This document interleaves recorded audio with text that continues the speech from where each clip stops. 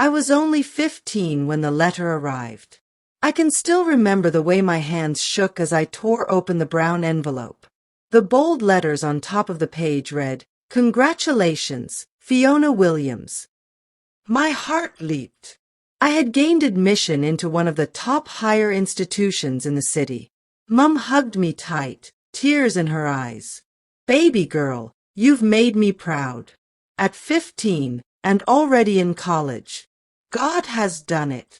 Daddy, though a strict man, couldn't hide his smile. "Don't waste this opportunity, Fiona. Many wish for it, but you've been chosen." At that moment, my future seemed bright, my dreams within reach. But little did I know that love, the kind that promises heaven yet drags you to the mud, was waiting around the corner. I met Jason during my first semester. He was tall, dark-skinned, with the kind of smile that made girls giggle in the hallway. He wasn't a student at my school. He lived nearby and often hung around campus. One afternoon, as I sat in the library reading, Jason approached me. "Hey, smart girl," he teased, leaning against the shelf. I frowned. I'm not interested in small talk. I came to read. But he laughed. "That's why I like you. You're different." That day was the beginning of something I thought was love, but it would turn into the nightmare that nearly destroyed me. Jason became my world. He called me his queen and treated me like I was the only girl alive. He bought me little gifts, wrote me notes, and promised me forever. At 16, I didn't know the difference between infatuation and real love. All I knew was the butterflies in my stomach each time he touched my hand. My friends warned me, "Fiona, you're too young. Don't let this boy distract you." But I refused to listen. In my eyes, Jason could do no wrong. The first time Jason raised his voice at me, it was over something small. I had refused to skip class to meet him. "You think school is more important than me?" he snapped. "Yes," I replied softly. "I worked hard to get here." He stormed off, leaving me in tears. Later, he came back with flowers, apologizing. "I just love you too much, Fiona. I don't want to lose you." And like a fool in love, I forgave him. Slowly, Jason began pulling me away from my books. Instead of studying, I found myself sneaking out to meet him. Instead of joining group discussions, I spent hours on the phone with him. My grades began to drop. Mum noticed. "Fiona, what's going on? You're not as focused as before." "Nothing, Mum. I'm fine." But deep down, I knew Jason was the reason I was losing myself. Jason became controlling. He wanted to know where I was every second. If I didn't pick his calls, he accused me of cheating. If I wore something nice, he asked, "Who are you dressing up for?" Yet, I stayed. Why? Because I thought love meant enduring pain. One evening, after an argument, Jason slapped me. My world shattered. Tears rushed to my eyes as I held my cheek. "Don't make me do that again," he warned. I should have left that moment, but I didn't. I stayed because I was afraid of losing him. Mum began to suspect something. She saw the sadness in my eyes. "Fiona," she said gently, "don't let anyone dim your light. You were born for greatness. Don't let a boy destroy your future." Her words pierced my heart, but I still kept Jason a secret. By my second year, I was on probation at school. My GPA had fallen so low that the institution warned me I might lose my admission. I cried all night, regretting every choice. But Jason only laughed. "School isn't everything, Fiona. I'll take care of you." But what did he have to offer? He had no job, no future, only sweet words and empty promises. The day I found Jason with another girl was the day my world crumbled. He had promised me forever, but there he was, holding someone else's hand. When I confronted him, he shrugged. "Fiona, you're too young to tie me down." My heart broke into pieces. I returned home that night and cried in Mum's arms. I messed up, Mum. I lost everything. Mum stroked my hair. No, baby. You haven't lost everything. You still have life, and as long as there is life, there is hope. It wasn't easy, but I slowly began to heal. I cut ties with Jason, even though it hurt. I returned to my books, determined to rise again. My friends welcomed me back. Fiona, you can do this. It's not too late. By working hard, I was able to pull my grades up. It wasn't perfect, but it was progress. I learned to value myself, to put my future first. Looking back, I realized that love should never cost you your dreams. True love builds, it doesn't destroy. Jason may have spoiled part of my journey, but he couldn't destroy my destiny. At 16, I had already tasted heartbreak, betrayal, and pain. But I had also learned resilience. Now, when I look in the mirror, I see a girl who was broken but found her strength. A girl who almost lost her future but fought to reclaim it. My name is Fiona. I am 16 years old. I entered higher institution at 15, but I let my boyfriend spoil my life. Yet today, I choose to rise again. The end of one story is only the beginning of another. Days after I ended things with Jason, the silence was deafening. No more late-night calls, no more texts that once made me smile. At first, I missed him so badly that I almost dialed his number. But then I remembered his lies, his slap, his betrayal. Every time my hand reached for my phone, I whispered to myself, Fiona, don't go back. You deserve better. It was hard, but I knew healing meant letting go. Mum became my rock. She stayed by my side through the tears, through the silence, through the nights when I stared blankly at my books. One evening, she said, Fiona, life is like a river.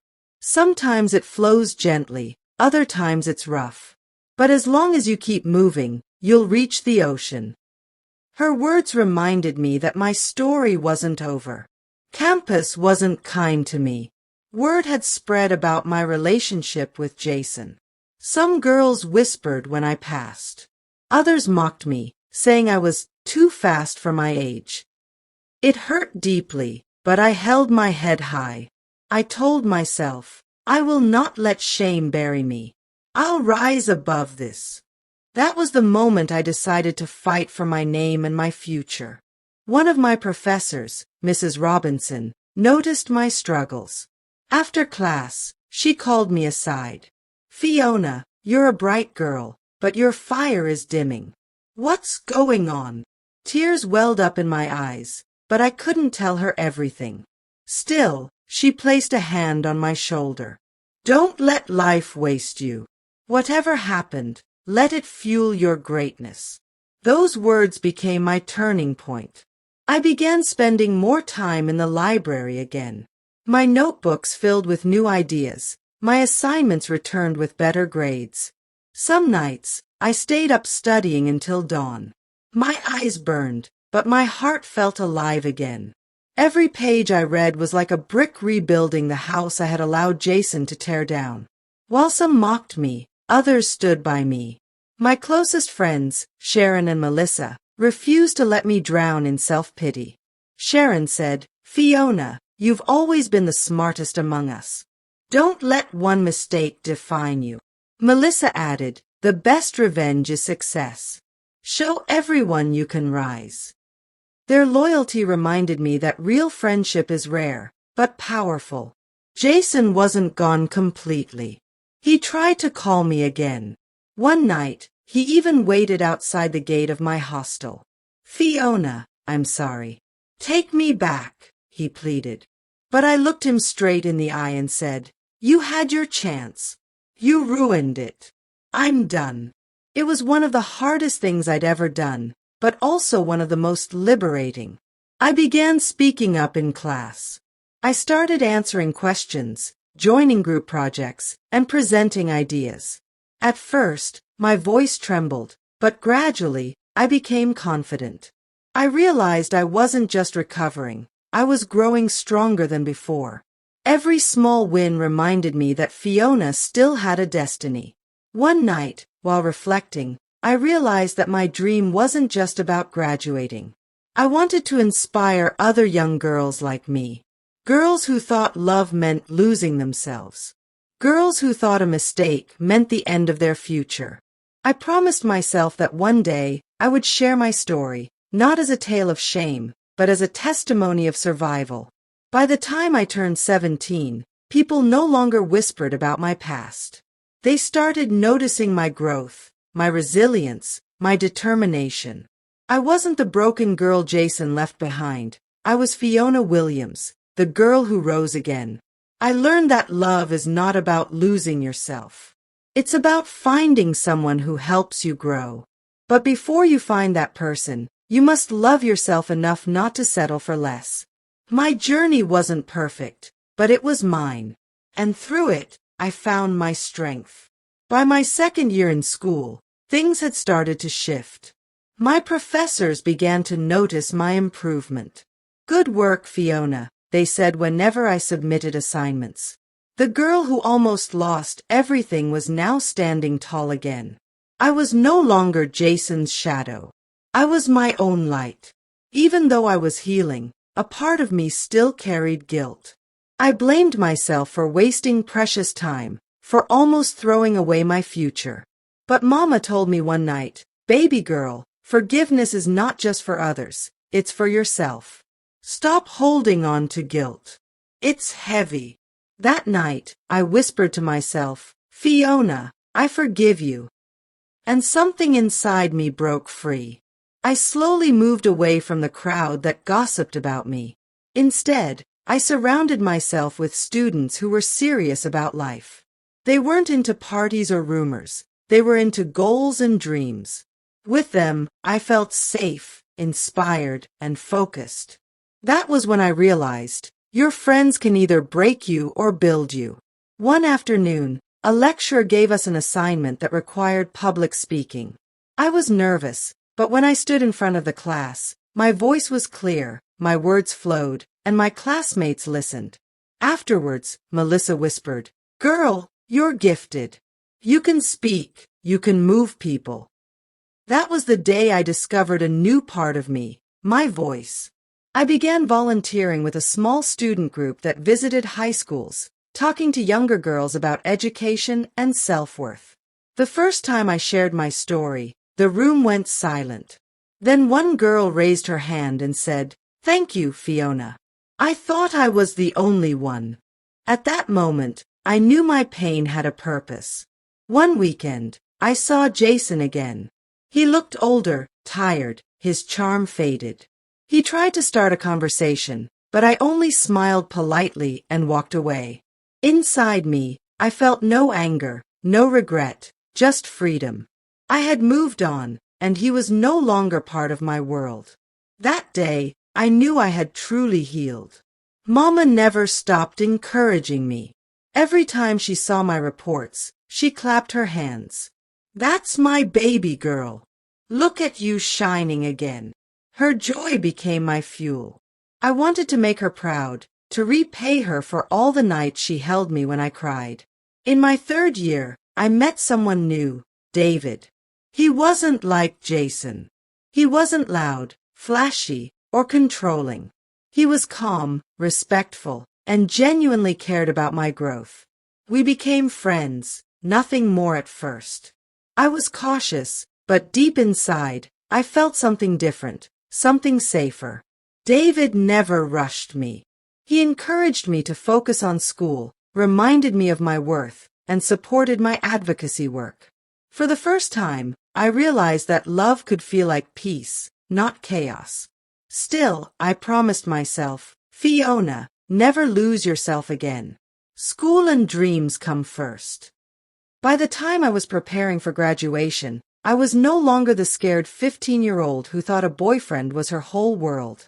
I was Fiona Williams, the girl who stumbled, fell, but rose again. The girl who found her voice and used it to lift others.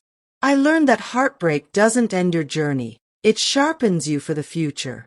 And though I was still young, I knew one thing for sure. My destiny was far greater than my mistakes. The sun was shining bright the morning I wore my graduation gown. As I stood in front of the mirror, I saw not just a young woman, but a survivor. Mama sat in the front row of the auditorium, her eyes glistening with tears as my name was called. Fiona Williams. The applause rang loud, and I walked across the stage with my head held high. The certificate in my hand wasn't just paper, it was proof that I had overcome. Proof that despite mistakes, heartbreak, and struggles, I had not been defeated. That day, I whispered to myself, this is the beginning of everything I dreamed of. After graduation, I stood outside the hall, looking at the wide sky above me. David came to stand beside me, his smile warm and steady. You did it, Fiona, he said softly.